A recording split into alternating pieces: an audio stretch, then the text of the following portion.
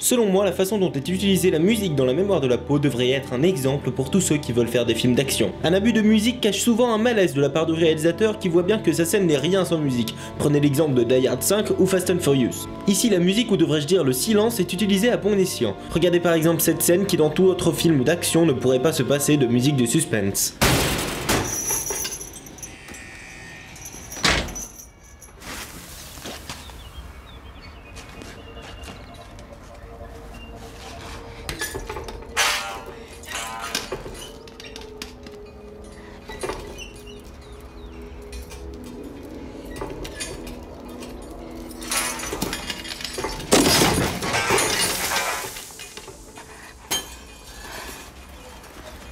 Ici, le spectateur sait très bien l'enjeu de la scène et le silence permet de créer encore plus de tension. En effet, la musique est souvent signe de rassurance. Par exemple, quand une musique se termine, nous savons que nous n'avons plus rien à craindre, sauf dans les films d'horreur.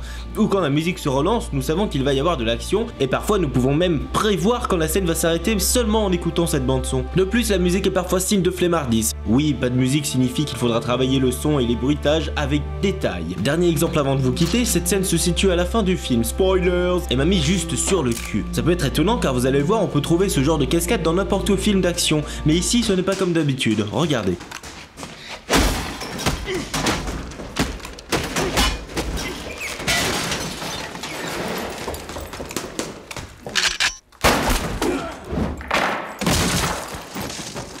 Bon, pour vous ça ne vous fait peut-être pas d'effet, mais cette cascade est la première cascade vraiment badass qu'on voit dans le film. Et ça donne beaucoup plus d'intensité, on sent le danger et la précision du héros grâce à l'absence de musique, et ça c'est bien classe. Regardez, je mets une musique juste pour faire le test, le résultat est toujours sympa, mais selon moi il y a quand même moins d'intensité.